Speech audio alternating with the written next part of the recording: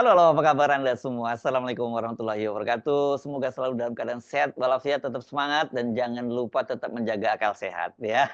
Itu yang saya penting di zaman sekarang ini, yang kata orang ini, zaman katanya zaman kolobendo. Apa betul itu? Nanti saya ajak Anda untuk berbincang kali ini berkaitan dengan karena pagi ini Pak Prabowo Subianto, calon wakil presiden yang sudah mendeklarasikan dirinya sebagai pemenang Pilpres 2024 itu akan mendapat kenaikan pangkat, jenderal kehormatan. Jadi satu tingkat dari letnan jenderal menjadi jenderal penuh, dan yang akan menyematkan itu langsung Presiden Jokowi. Begitu, kabar yang, beredar di media dari Mabes TNI. Nah, saya akan mengajak Anda untuk ngobrol di lama sekali nih dengan pengamat militer dan analis politik dari Universitas Nasional Jakarta, Bung Slamet Ginting. Assalamualaikum Bung Ginting. Waalaikumsalam warahmatullahi wabarakatuh. Sehat ya, Iya. Bung? Alhamdulillah wa syukurillah. Kita tetap harus semangat. Jadi, oke, mari kita bicara soal ini ya. Sebelum Anda melihat soal itu, ini, orang kemudian bertanya-tanya, apakah boleh tuh seorang presiden yang memberikan kenaikan pangkat semacam itu, dan kemudian orang kan mengkaitkan Pak Prabowo ini pernah diberhentikan dari atau kalau bahasa medianya dipecat dari TNI begitu. Ya, menurut saya Presiden dalam hal ini kalau melihat Undang-Undang Dasar 1945 Hmm, itu sebagai pemegang kekuasaan tertinggi atas TNI Angkatan Darat, Angkatan Laut, dan Angkatan Udara. hmm. Jadi kalau bahasa yang sering digunakan adalah Panglima tertinggi TNI. Iya, padahal Padahal nggak dalam tepat itu ya, nggak pas ya nggak sebenarnya. tepat, tapi Iya. pemegang kekuasaan tertinggi. Nah, Mhm. ini memang hak prerogatif presiden. Bagi saya ini bukan sebuah kejutan kalau Prabowo akhirnya diberikan pangkat Jenderal Bintang 4 kehormatan. Mhm. Bahkan saya perkirakan awalnya ketika dilantik menjadi Menteri Pertahanan, Mhm. tidak lama kemudian akan diberikan pangkat Jenderal Bintang 4. Mhm. Karena apa? Karena Kementerian Pertahanan ini menjadi rumah besar Mhm. yang di bawahnya ada Mabes TNI Mhm. dan 3 Mabes Angkatan. Nah, ini saya melihat belajar dari pengalaman ketika Letnan Jenderal Susilo Sudarman pada Mhm. 1993 Mhm. diangkat menjadi Menko Polkam waktu Mhm. itu. Mhm. Kemudian tidak lama eh, dari pelantikannya, yang bersangkutan dinaikkan pangkatnya dari Letnan Jenderal TNI Purnawirawan menjadi Jenderal TNI Kehormatan. Alasannya sederhana, karena Menko Polkam itu membawahi antara lain Menteri Pertahanan dan juga Panglima ABRI. Mhm. Bahkan Susilo Sudarman pada saat itu bilang, dia menceritakan kepada Pak Harto, jadi ini kan ada Edi Sudrajat, Mhm. ada Tri Sutrisno, itu kan murid-murid aku di Mhm. Akademi Militer begitu kan. Mhm. Mhm. Jadi Susilo Sudarman lulusan Akademi Militer Jogja tahun 1948, Tri Sutrisno Akademi Militer Bandung 1959, dan Edi Sudrajat Akademi Militer Magelang 1960. Nah, dari bincang-bincang Susilo Sudarman dengan Pak Harto itu kemudian dinaikkan. Nah, inilah sebenarnya awal mula Jenderal Bintang 4 kehormatan ini mulai berlaku di Indonesia di Mhm. era Pak Harto pertama kali. Mhm. Mhm. Nah, kemudian selanjutnya itu peristiwanya tahun 1993, tepatnya Maret. Nah, setelah itu pada tahun 1997 baru sejumlah jenderal yang dulunya pensiun bintang 3 dinaikkan menjadi jenderal bintang 4 kehormatan, antara lain jenderal kehormatan Jatikusumo, Mhm. Mantan kepala itu kan staf yang ini ya? pertama. Ya, Ya, ya. Mhm. Terus? juga ketua atau kepala Legiun Veteran Mhm. Letnan Jenderal Purnawirawan Ahmad Tahir menjadi jenderal kehormatan. Nah, Begitu mertuanya Pak juga Agung nih ya. Nanti Pak Agung juga mertuanya kemudian Agung naik dapat Gumelar. juga hal yang sama gitu ya? Ya, Ya, oke. terus juga Letnan Jenderal Sarwo Edi Wibowo itu Oh juga naik. oh naik juga ya? tahun 97, dan berturut-turut juga di situ termasuk Kasat ketiga Bambang Sugeng dan juga Bambang Utoyo naik itu. Bambang Hmm. Sugeng Hmm. bintang 3 kehormatan, Bambang Utoyo bintang 4 kehormatan. Jadi dari bintang 3 menjadi bintang 4 kehormatan. Nah, ini menarik. Setelah itu, Bung Hersu, Hmm. ada lagi peristiwanya pada saat Megawati dan Gus Dur menjadi presiden. Yang Hmm. menarik adalah pada saat Susilo Bambang Yudhoyono waktu itu usianya masih 50 tahun, tapi Hmm. aturannya kalau dinas di luar militer harus pensiun, Hmm.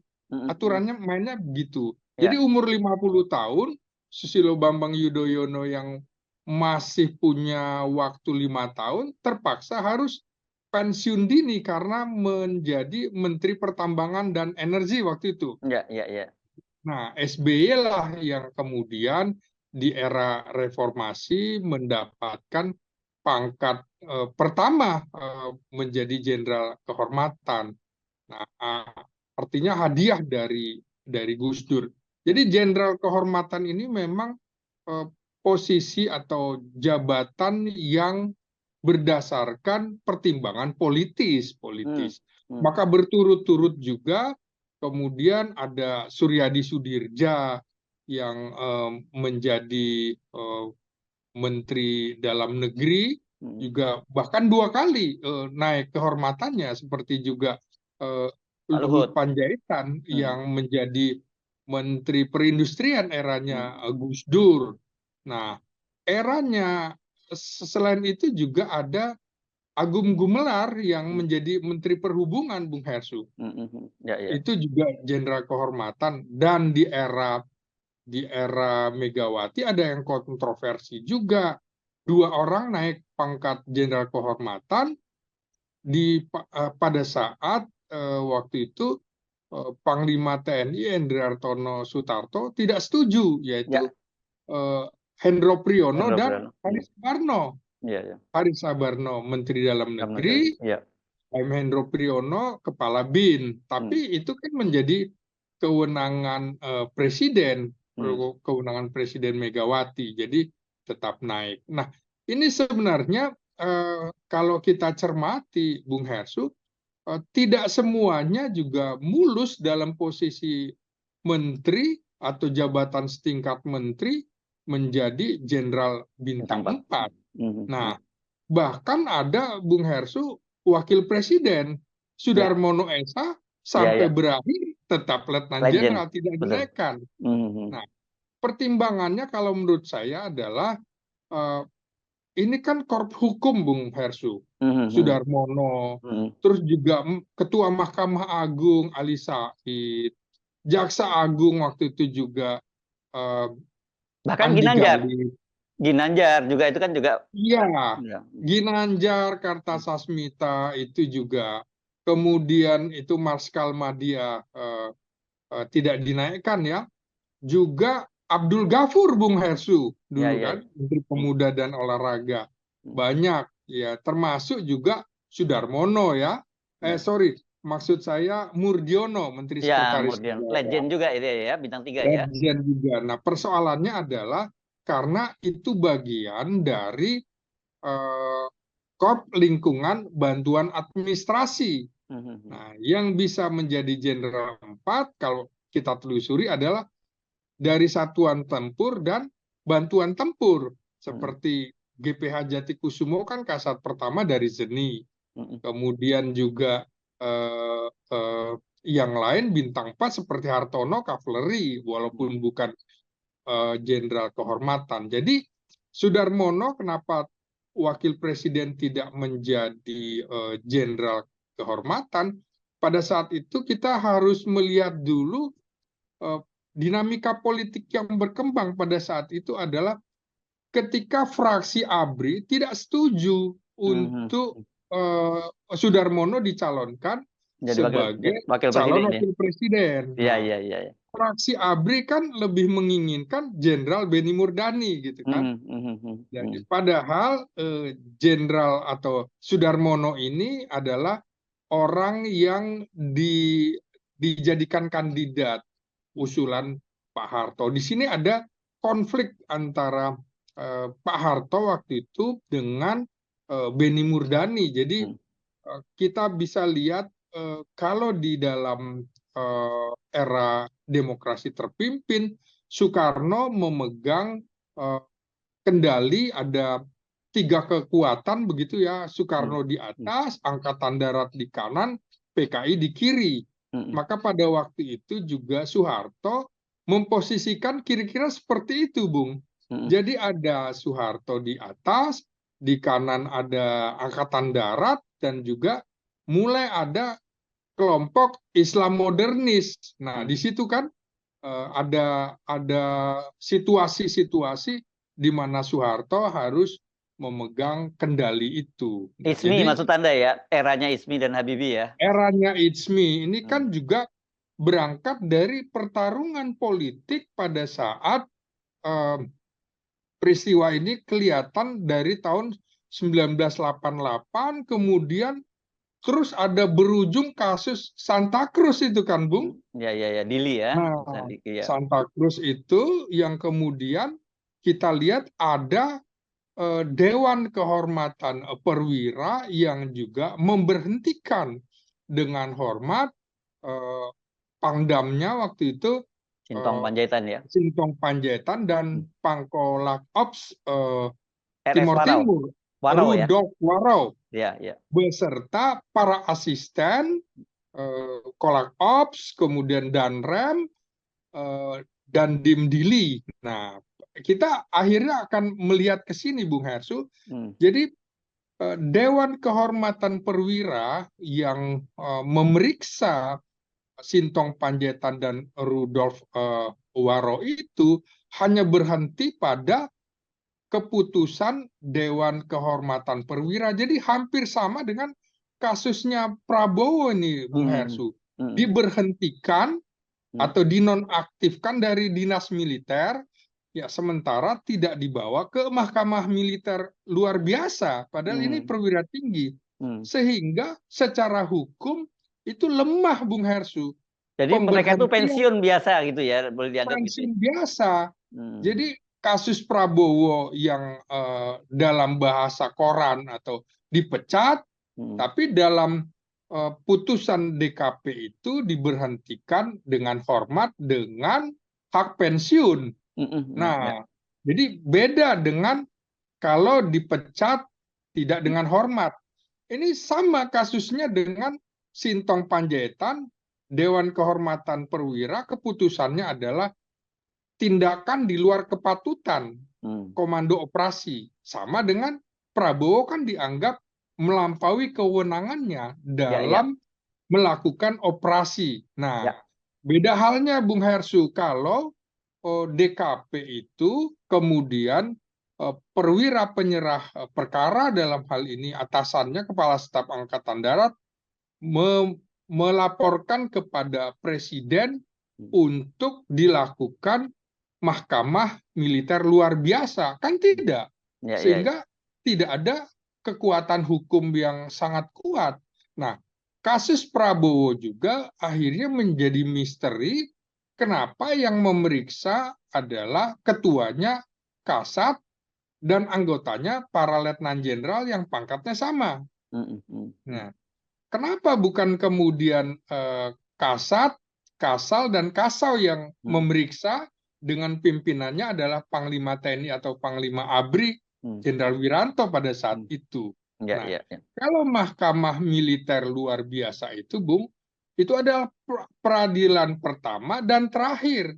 Seperti kasus yang terjadi kepada misalnya Marsikal Madya Tituler Omar Dhani, gitu kan?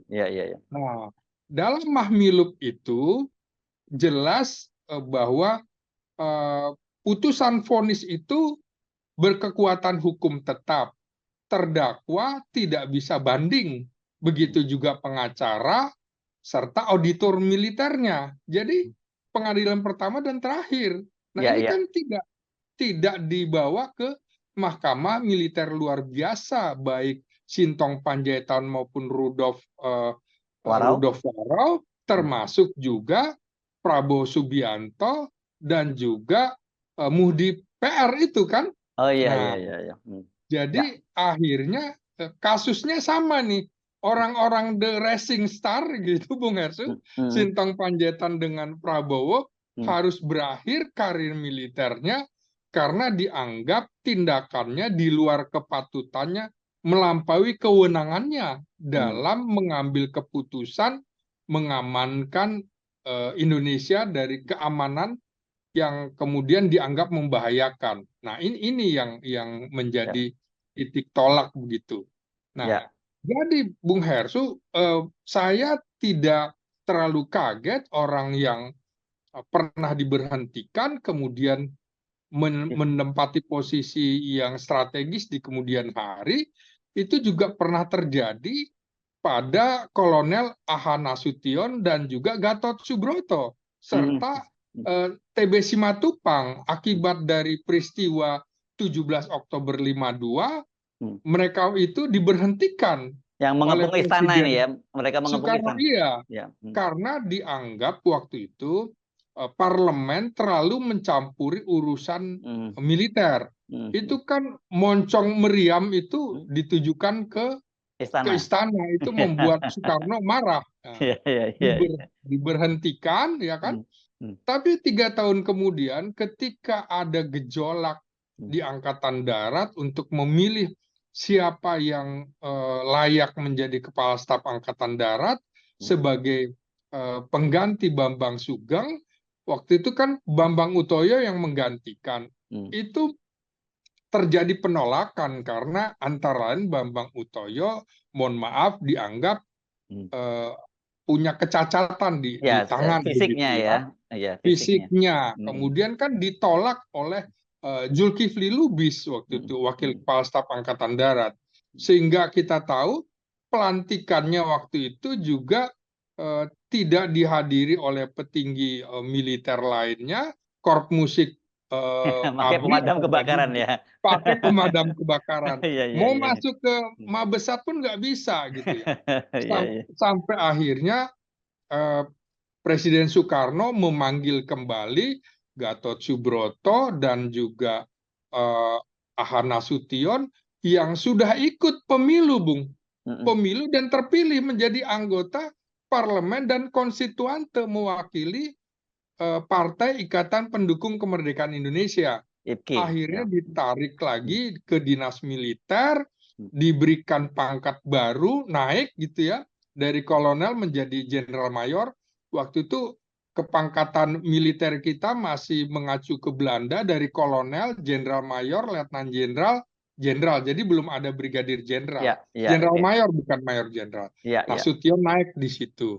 Hmm. Nah, Gatot Subroto menjadi wakilnya. Jadi cukup lama duet itu. Jadi Ya. bagi saya inilah dinamika politik. Sama dengan kasus Prabowo sekarang ini, Bung Hersu. Ya. Yang seperti saya bilang, saya duga tadinya di awal pemerintahan Jokowi jilid kedua akan Hmm. dapat pangkat Jenderal Bintang 4 kehormatan, tapi ternyata belum di akhir. Nah, tentu di sini ada relasi kuasa, Hmm. ada kemudian hubungan patron klan, Hmm. saling simbiosis mutualisme gitu Hmm. kan. Hmm. Karena kalau di awal barangkali juga Jokowi belum terlalu percaya pada Prabowo. Prabowo. Hmm. Hmm. Apalagi ini kan hubungannya semakin dekat di 1 tahun terakhir, Hmm.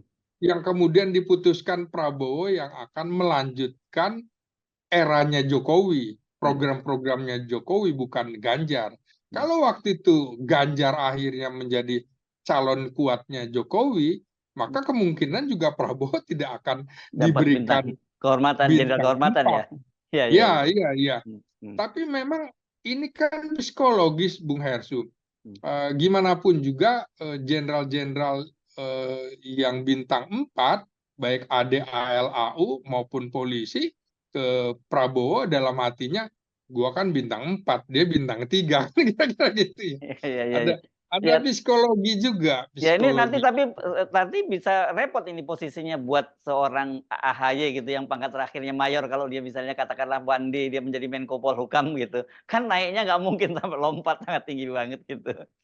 Nah itu, kesulitannya AHY di situ. Mhm, Tapi dalam kasus ini tadinya saya perkirakan begini Bung Hersu, mhm, AHY ini bagaimanapun juga akan menjadi rival mhm, bagi Gibran, betul, gitu.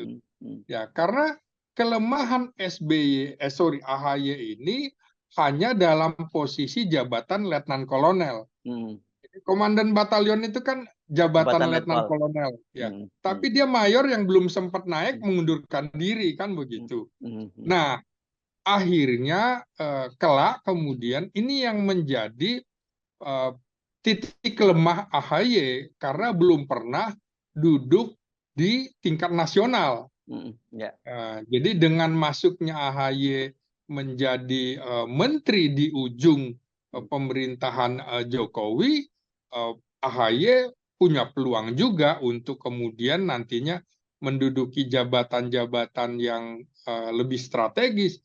Apakah kemudian Prabowo akan memberikan tempat menjadi Menteri Pertahanan? Saya kira tidak ya, secara psikologis ya, agak repot juga, Bung. mhm, mhm, ya, Juga ya, Menko Polhukam menurut saya agak berat.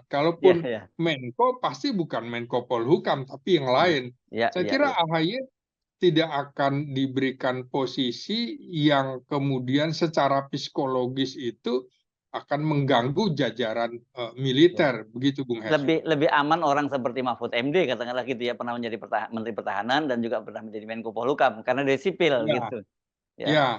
Nah, Mahfud MD kan dalam sejarahnya juga adalah Menko Polkam atau Menko Polsuskam atau Menko Polhukam satu-satunya yang sipil, Bung Hersu. Mhm, ya, Yang lainnya kan militer, baik dari darat maupun laut, mhm, serta yang sekarang Angkatan Udara.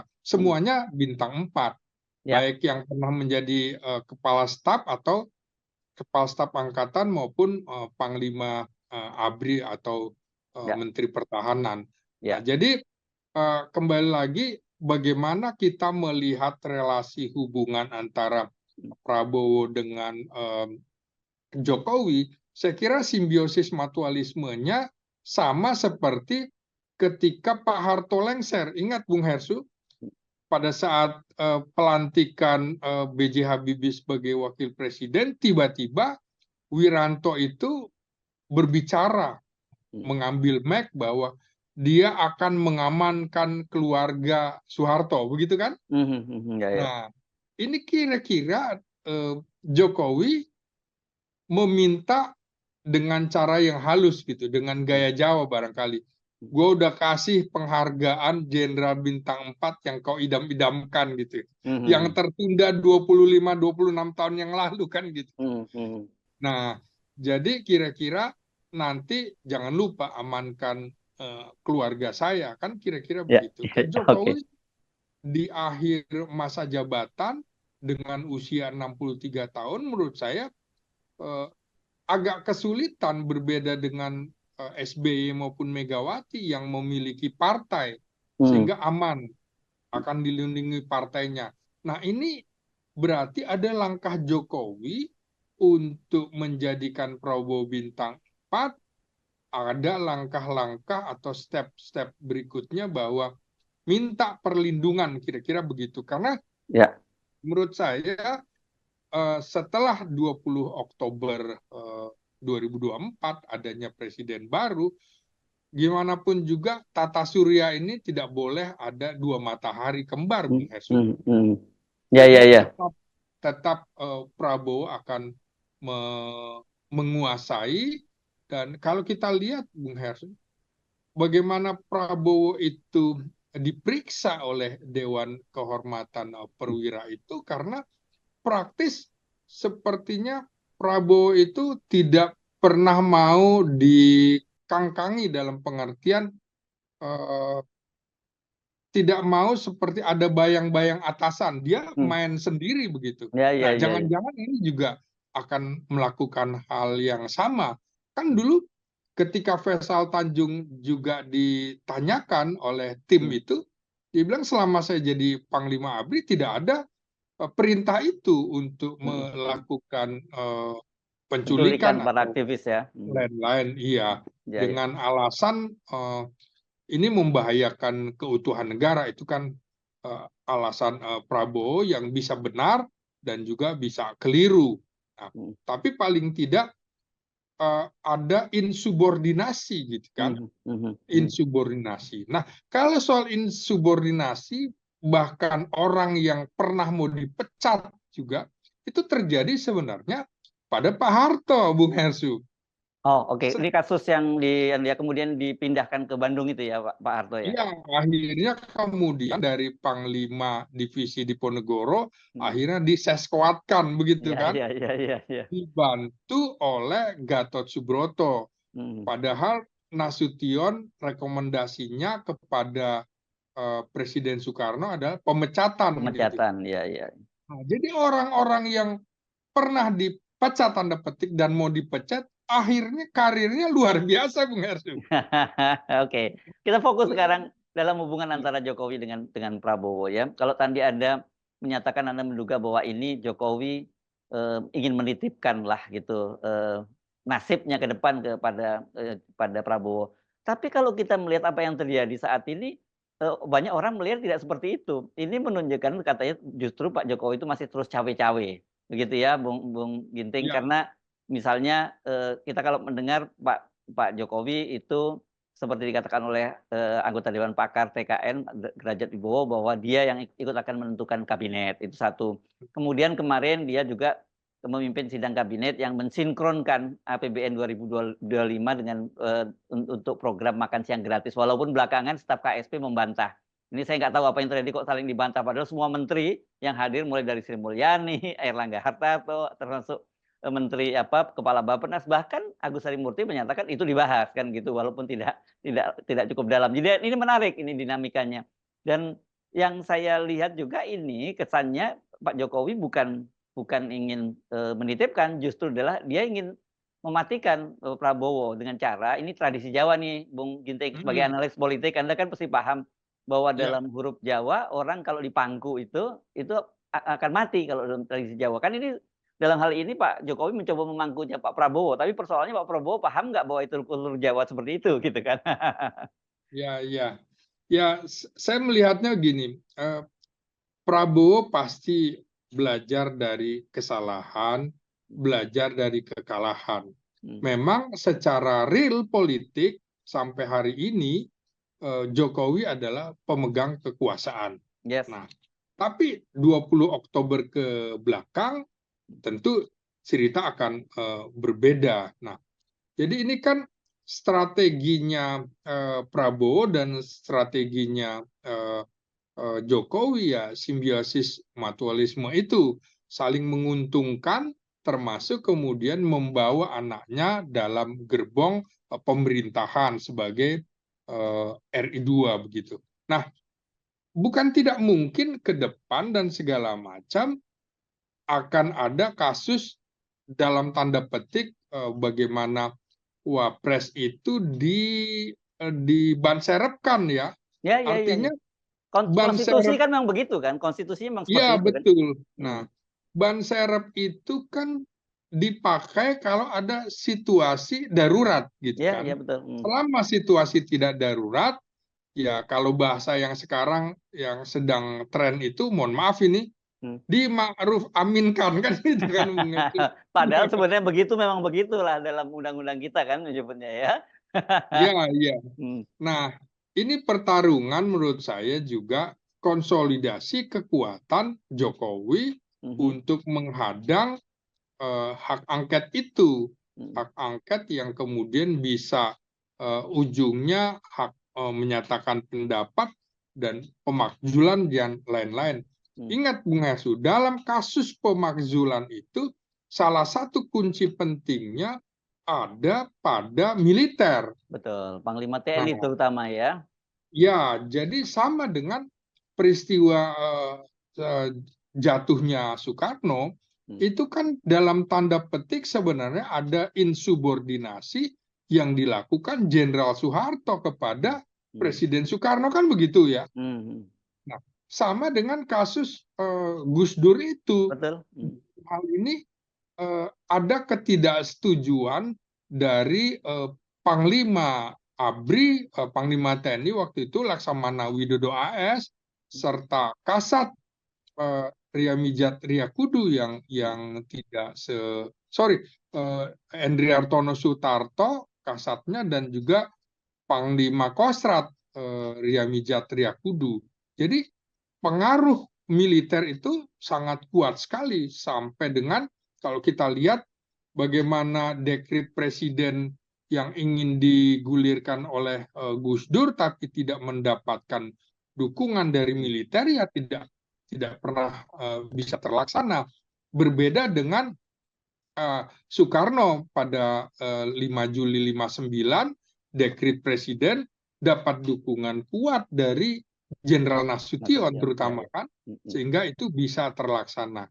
Maka ini juga menjadi sebuah upaya politik dari Jokowi untuk kemudian merangkul secara utuh kekuatan yang bisa menghadang itu. Ya, kalau kita lihat kan polanya hampir sama dengan dulu ya, misalnya di era Pak Harto, orang yang dekat dengan Pak Harto, kalau dia salah kan kira-kira mungkin tidak terlalu diapa-apakan. Nah, kalau yang tidak dekat itu 50-50.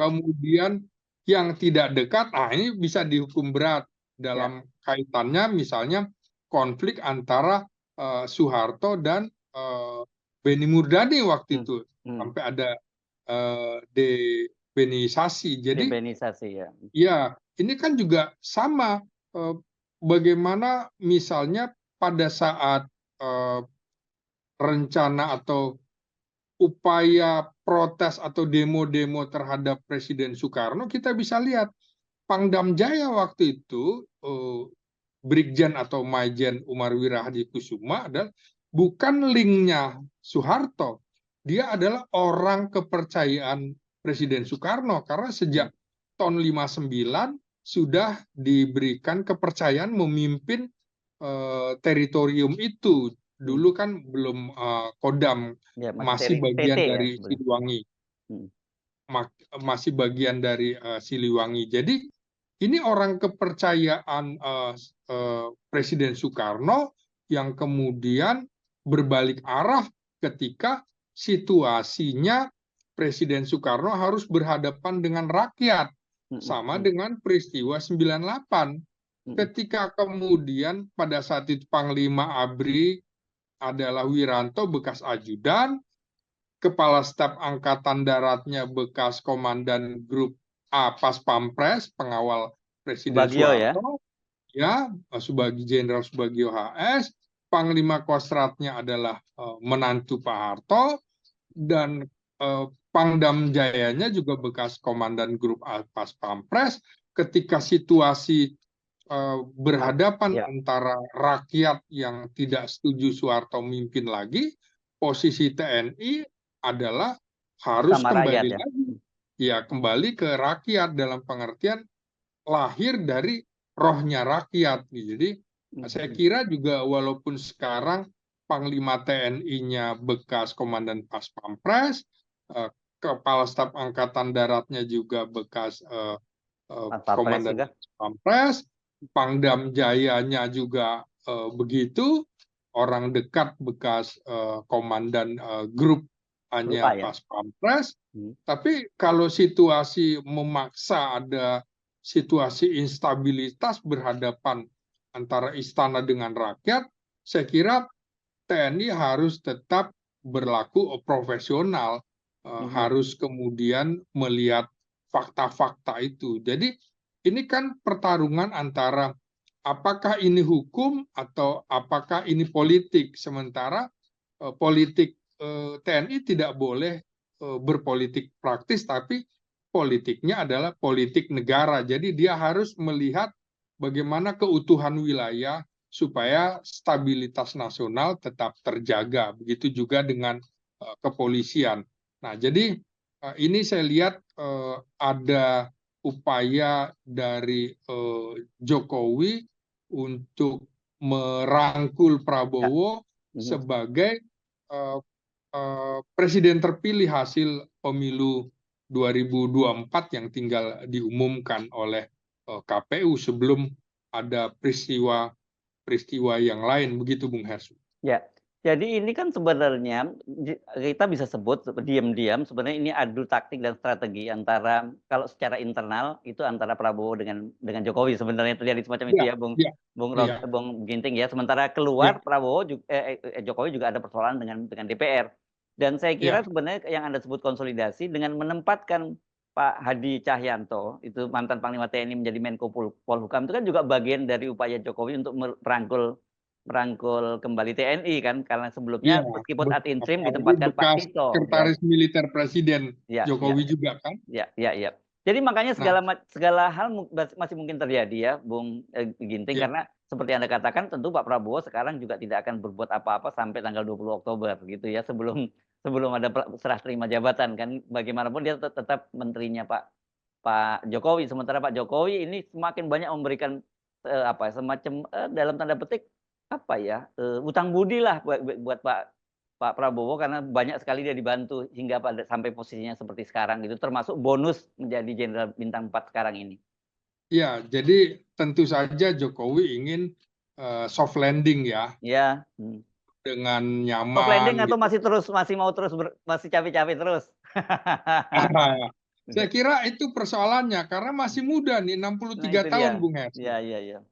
Yang menarik juga adalah bagaimana Prabowo dua kali menemui Pak SBY ini kan SBY, Bung. iya betul Nah, betul betul. jadi kita tahu bahwa koalisi Demokrat masuk adalah koalisi baru dalam pengertian Mmm, eh, ini hubungan antara dua presiden. Nah, mhm, kan kita bisa lihat bahwa eh, SBY dalam kalimat-kalimat terakhir mengatakan bahwa sekarang komandan saya adalah Prabowo Subianto, begitu kan? Jadi iya.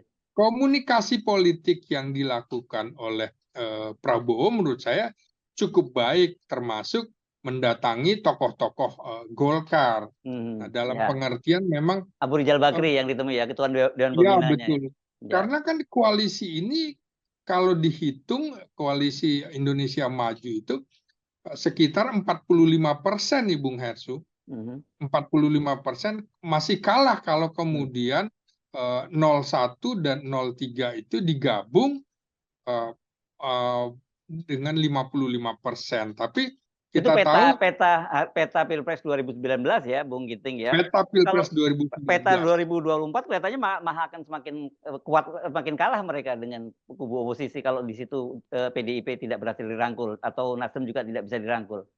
Nah, yang menarik adalah Prabowo itu relatif bisa diterima, Bung, oleh Mmm, kubu 01 dan 03. mhm, Misalnya, hubungan yang sangat baik dengan Surya Paloh mmm, karena lahir dari rahim yang sama, pohon mmm, beringin itu kan. mhm, Nah, begitu juga SBY karena dari ABRI kan dulu ada eh, ABG, ABRI Birokrasi dan Golkar. mhm. Maka kemudian konsolidasi bekas partai-partai pecahan Golkar ini akan kembali bergabung menurut saya gitu Bung. Dan tradisinya PKB juga tidak ada sejarahnya menjadi oposisi. Mhm. Mengapa? Karena kaum Nahdliyin ini eh, terlalu banyak dan butuh survival untuk mengelola itu. Survival tidak akan didapat kalau dalam posisi oposisi. Belum lagi kemarin sudah ada pernyataan dari Sandiaga Uno bahwa dia bersedia kalau dibutuhkan untuk masuk dalam kabinet. Artinya ini akan gembos atau masuk angin dengan sendirinya hak P3 angket dan ya? lain-lain, Bung Ya, Hersu. Iya, P3 karena P3 adalah partner koalisi dari PDIP kan begitu ya? ya. Ya. Dan yang menarik lagi adalah Prabowo kan relatif masih bisa diterima oleh Megawati, Bung. Mhm. Ya, ya. Jadi ini memang posisinya posisi moderat. 02 dalam hal ini Prabowo bisa diterima oleh kubu-kubu itu. Tapi Maka tidak dia tidak begitulah, Jokowi, begitu ya? tidak Jokowi. Nah, Itu dia sama poinnya. dengan PKS, Bung Hersu. Hmm, Selama 2 periode kepemimpinan Jokowi menjadi oposisi, kita bisa lihat survivalnya agak susah itu. hmm. Apakah masih mau di luar pemerintahan? Saya kira Prabowo juga punya potensi untuk merangkul PKS Nah, karena dalam 2 pilpres itu bergabung kan. ya, tapi yang kalau Nah, skenario itu Anda sampaikan itu berbahaya buat bangsa ini. Buat mereka, buat penguasa bagus, tapi buat bangsa bahaya karena tidak ada oposisi lagi, bahkan mungkin jauh lebih lebih berat lagi dibandingkan era Jokowi begitu. nah, itulah gamenya. Bagaimana kelompok-kelompok ini memilih. Pilihannya seperti itu. Apakah mau tetap jadi oposisi atau ikut dalam pemerintahan? Nah, saya hanya menduga bahwa bisa saja kemudian semuanya dirangkul dalam Ya, kekuasaan seperti pernyataan Prabowo, pernyataan Prabowo, Prabowo ya, belajar dari ya, ya, pengalaman itu. Tapi dan memang ya, kita butuh juga oposisi karena itu juga terhormat dalam pengertian dan harus berbakti ada, untuk. Bung Ginting, harus ada dalam negara demokrasi ya. Kalau tidak ada, yang terjadi seperti kemarin pada era Jokowi kan gitu. Ya, ya memang betul. Kalau tidak ada oposisi, buat apa juga ada pemilu kan Iya, gitu, Bung nggak Ars. usah pemilu aja. Harusnya yang kalah itu Ya, jangan masuk dalam pemerintahan. yes, Nah, oke. ini juga akan terkait nanti aturan main di MD3 itu. Hmm. Kita tahu bisa berubah-ubah Iya, 2014, iya. 2019. Hmm. Kalau kemudian kalau kita lihat petanya juga, Golkar beda tipis dengan PDIP PDIP. sekitar 1%, tapi sebarannya lebih Hmm. merata. Ya, Sehingga bisa juga kursinya justru lebih lebih banyak. banyak daripada Ya, PDIP dan Golkar mengincar eh, DPR 1 gitu. Jadi ya. masih menarik dinamika Yes, ini saya dan kira ini ya, ya. terkait juga. Ya, Ya, jadi ini masih wait and see ya, saya kira ya. Belum, jangan Pak Jokowi juga jangan merasa senang dulu berhasil ini, karena bisa ya sejarah juga permainan bisa belum berulang. selesai nih Bung Hersu. Yes, oke. Baik, terima Ya, kasih Bung Ginting ya. ya. Sampai ketemu lagi Bung Ginting. Assalamualaikum Siap, warahmatullahi makasih Bung. wabarakatuh. Waalaikumsalam warahmatullahi wabarakatuh. Ya.